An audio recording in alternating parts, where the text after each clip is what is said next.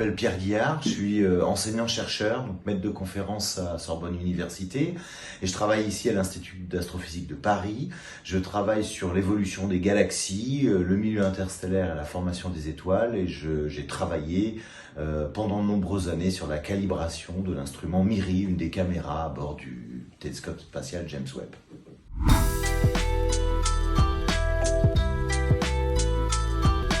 Pendant ma thèse, je travaillais pas du tout sur James Webb, je travaillais sur de la modélisation plutôt théorique et puis des observations de chocs entre galaxies. Et là, on m'a proposé, Alain Bergel, un des chercheurs de l'IAS, l'Institut d'astrophysique spatiale à Orsay, m'a proposé de travailler sur l'instrument MIRI. Et moi, je me suis rendu compte que c'était vite l'instrument de rêve pour faire ma science.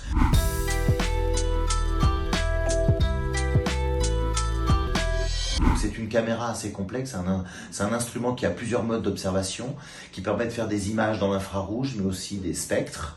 Il y a un spectro-imageur, il y a un coronographe pour regarder les exoplanètes. C'est un instrument multimode.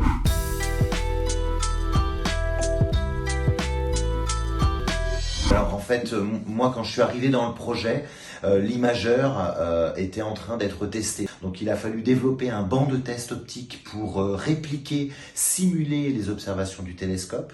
Donc on simulait la pupille du télescope, le miroir, etc.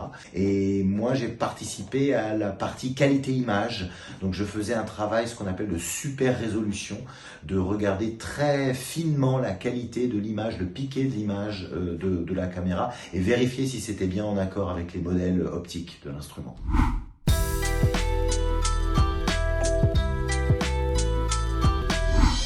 Alors c'est un instrument qui travaille à grande longueur d'onde, enfin dans l'infrarouge, ce qu'on appelle moyen, en astronomie entre à peu près 5 et 30 microns. Donc c'est une caméra qui regarde la signature thermique des corps astrophysiques.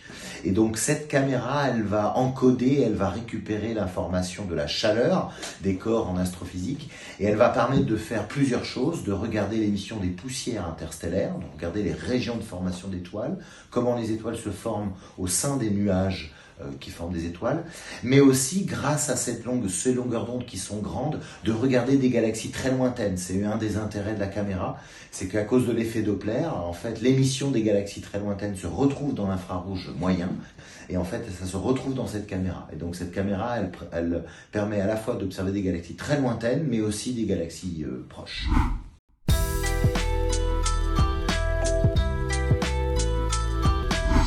Oui, alors c'est un télescope qui est fait pour durer, il n'y a pas de facteur limitant pour les instruments, c'est un télescope qui est alimenté par de l'énergie solaire, donc ça doit durer pendant très longtemps.